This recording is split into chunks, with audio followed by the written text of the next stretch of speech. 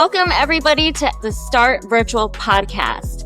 Today, we're going to be talking about how to scale your business without losing quality and how we built systems that work for us here at Start Virtual. I think the biggest fear of any business owner when deciding whether or not to scale their business is, what if the quality suffers? And I know that's true because when I first started my business, that was the exact thought that I had. My business just kept growing and growing to the point where I was turning down clients rather than thinking of ways to bring on clients and scale that work without me having to do everything. But the main thing in my head was, nobody can do it as good as me. How am I going to teach somebody everything that lives in my head? If I knew then what I know now, I would have been able to take advantage of scaling my business by using a service like Start Virtual. So today I have with me our operations manager from the bookkeeping side of Start Virtual, Janet Beck. Janet. Hello. Welcome. Thank you for joining me on this podcast. For having me. So everybody, if you don't know who Janet is, she is our process queen.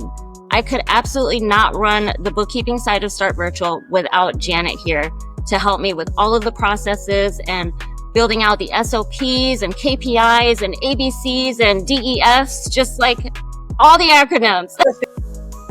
So Janet, tell me, what about this type of, process, like all of the process building and the scaling?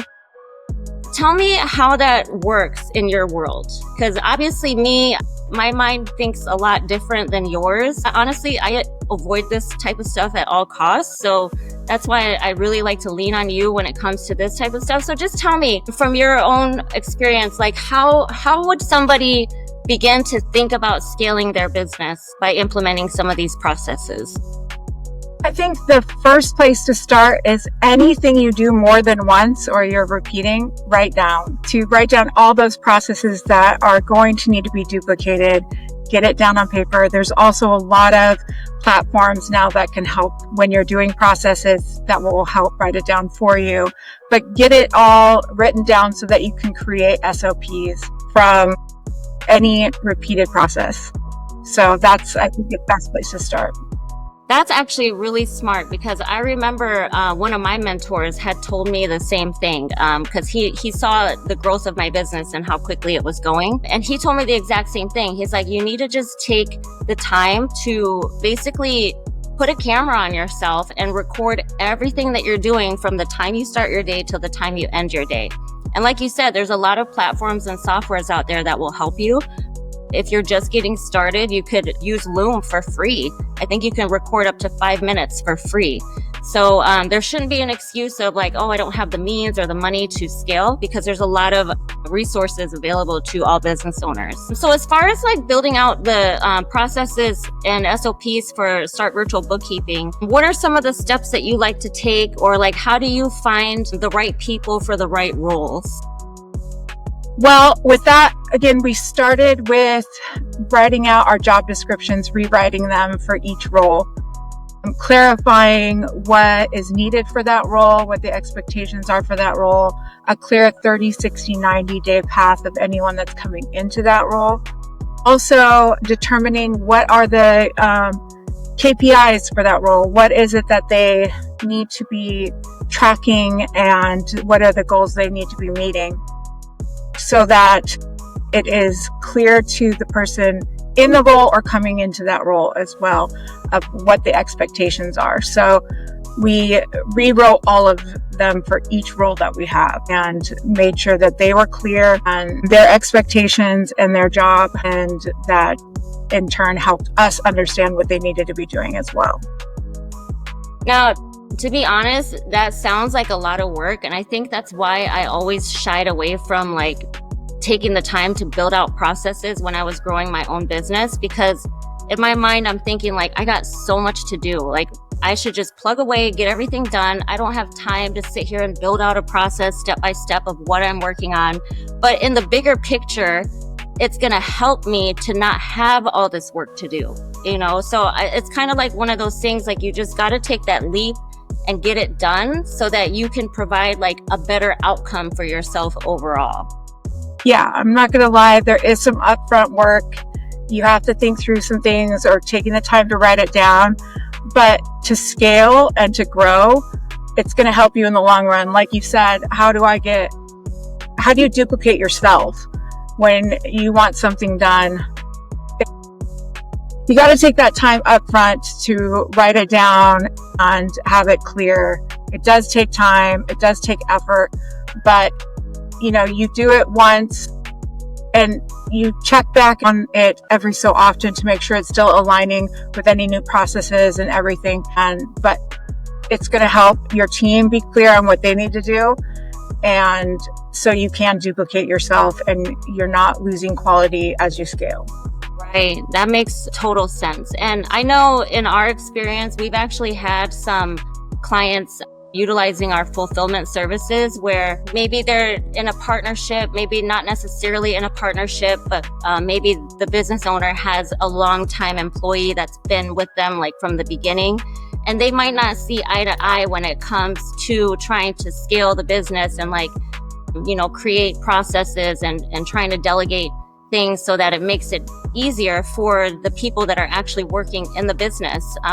Because the last thing you want is you don't want a business owner or some high level executive of your company being bogged down with like the daily tasks that can easily be done by an assistant or a bookkeeper, or just by hiring a service like Start Virtual to delegate some of this stuff. Because the business owner and executives of the company, their time should be allocated to high dollar per hour tasks, not by going through emails or data entry or trying to reconcile a bank account.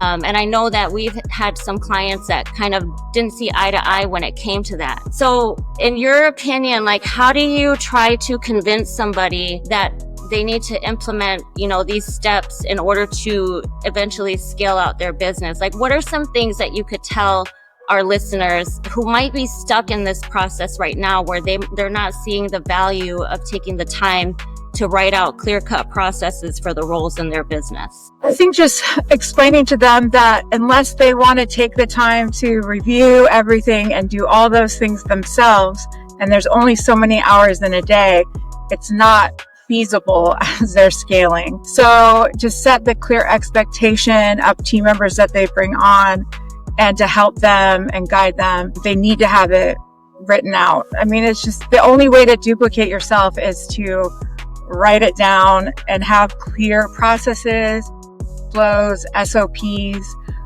or else you're not going to be able to scale. And if you do scale, you're going to lose quality or time. It's just something that has to be done in order to grow. And as business owners and stuff, people want to step away from the business at some point. They don't want to be in the day-to-day bogged down part of it. So the only way to do that is to make sure that you have the system set up and the processes and the SOPs. When I came into the bookkeeping, there was nothing written down. So that's where we started here as well. Writing it down, having a place to store it, using the technology, systems, so that people can access it. We use Notion to store our SOPs and our trainings and things like that, so they're easily accessible to everybody. It's getting a clear vision of what you want, what's the end goal, and working back from that. This is the quality I want. I want to be able to step away and have these things still happening and the quality still there. How do I do that? You set up what your intention is at the end, what your vision or goal is, and you kind of work back from that. And you set the kind of reverse engineer. So you just see what do you want your end result to be, and then you work backwards from there to figure out how do I get to that end result. Got it. Yeah, that makes total sense. And yeah, I remember when you came on board with us, and we did not have anything built out. And again, that was all that. This is not my area of expertise. I avoided this type of stuff for the longest, and I know there's a lot of business owners out there in the same boat as I was at that point. I provided a quality service. I had a lot of great clients, and I could have had many more great clients, but I just didn't know how to scale, and I didn't want to take the time to I didn't want to take any hours out of my day to build out processes because I needed all that time to service the clients that I had. So it was kind of like this hamster wheel that I was just spinning on because I was wasting all my time trying to service my clients when I could have just, built out processes and hired somebody to help me so that I didn't have to turn people down. And I think that having services like Start Virtual, where we have virtual assistants available to help business owners, and the virtual assistants are already trained and managed internally with already built out SOPs, KPIs, all of the processes to help all of the business owners that get services through Start Virtual to be able to step away from their businesses comfortably, take time off, spend more time with the family, or take a weekend away without having to worry about the quality of their business going downhill. Yeah, you don't want to lose sleep thinking, if I'm not the one checking on everything or I'm not the one reviewing everything, then how do I know if it's getting done correctly? That's where processes and SOPs and KPIs and metrics come in, because if you have that written down and you set that clear expectation and you're checking and you have oversight kind of built in, the quality checks built in, you can step away, you can sleep at night knowing that stuff's getting done because you've set that clear expectation. They know exactly what they're supposed to be doing, when they're supposed to be doing it. And then you also have checks and balances to make sure it's getting done on the management side too. Even if it's not you doing it, it's being done in the way you want it done and your quality is not suffering. And you can keep growing and growing, and those systems are in place. Yes, that makes sense. And that's what I try to explain, when I'm hosting like the bookkeeping Zooms for Sub 2, and I'm talking about the bookkeeping services through Start Virtual. I like to explain to everybody there that, I'm not just trying to pair you up with a bookkeeper and then just disappear. Like when you sign up for bookkeeping through Start Virtual, you're getting paired up with a bookkeeper, and that bookkeeper is coming with a manager, and that manager is coming with a manager. So it's essentially you're getting a full bookkeeping team for the price of paying for one bookkeeper. And each of those team members have their own SOPs built out for their specific role, and they have their own KPIs that they have to meet to make sure that the person that they're managing is meeting all of the expectations of their role. So that was going to be my next question. Like, with a system built out like that, like, how do we measure that all of these metrics are actually being met? Like, are we having a meeting once a week to go over like anything that is not working with a certain team member? Or are we just, is there something that we're checking off to see that everybody's, meeting all the certain criteria? How does that work behind the scenes? Like you said, we have tiered systems so that our virtual bookkeeping assistants do have a manager. Those managers have a manager, and we also have a training and quality team. So we have different layers of like checking at every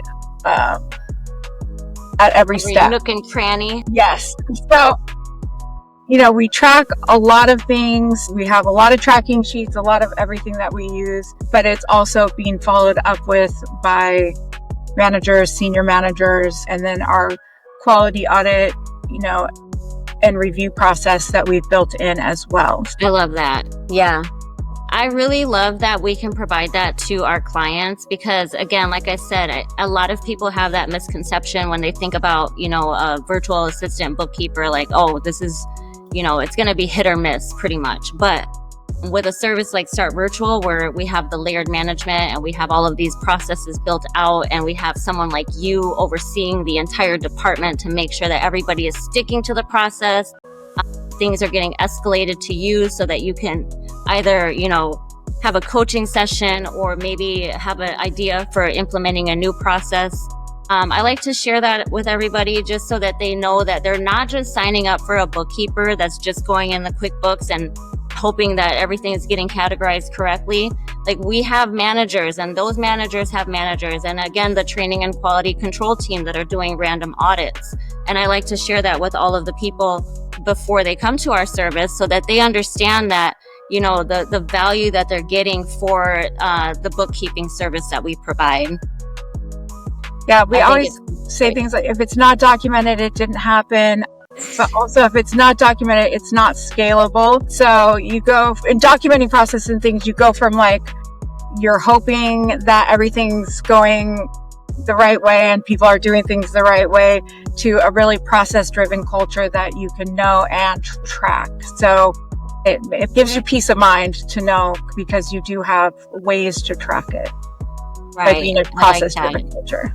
So, all right. So we've got all these processes, we got all these, SOPs and KPIs and all of the fancy stuff. So when we hire on a new bookkeeper, how does that bookkeeper get access to these things? Like, who's walking them through it? How does that work on the back end? Those are more processes that we put in place. We have a onboarding checklist that they're going through. We use Loom videos to help them. I love Loom videos. They're so underrated. Also, having things like our Notion, where we store all of our knowledge base and our trainings and our SOPs, so that they can go through there and get up to speed on how we do things. But I think that an important part is when we're onboarding somebody, we have checklists, that we have automated through like Jotform, different things that they're clear on. We also do things like buddy systems and pairing them up with other people and giving them the support that they need coming into a role as well. And like I said, having that 30, 60, 90-day plan mapped out, so they're clear on what they need to be doing and what our expectations are to get them up to speed to work on the books and be fully integrated into our systems in 90 days. Nice. So some of the tools you've mentioned already was Notion, and then we've mentioned Loom. So these are tools that can help you as business owners to try to get some processes built out for your business, so that you can eventually hire some staff and take some things off of your plate, so that you can focus on what you do best, which is generating the revenue for your business. So for somebody that's just starting out, like let's say they, maybe they just started their business and they don't really have the revenue coming in to justify like hiring somebody to help them build out their own processes. What is a good starting point for somebody that just wants to kind of like start documenting their processes? Like, should they just start with like a Word document? And if so, like what's a way to format that? Yes, there's different examples of SOPs too, so you can see exactly what you want your SOP to be. So that's kind of what for our listeners that don't know, what does SOP stand for? Standard operating procedures. Standard operating procedures. Standard operating procedures. Those are your SOPs. And sorry, go ahead. Yes, so finding out what information you want in your standard operating procedure and mapping that out. There's tons of examples online of them, so you can kind of format it how you want. Also, a way to track that, which ones you've done. And we like to set it up to automatically relook at it every 6 months. So we're making sure that our SOPs are updated to go along with any new processes. I think one of the things that you have to learn when you're doing processes is you have to be willing to adjust them also to changes in your company or with clients as things come up. You may have to readdress those every so often. So it's good to check those. So some sort of documentation, keeping the track of ones that you've created already. That's why we found Notion was an easy place for us to store that. They can see which ones are active, which ones are, in process of being created, things like that.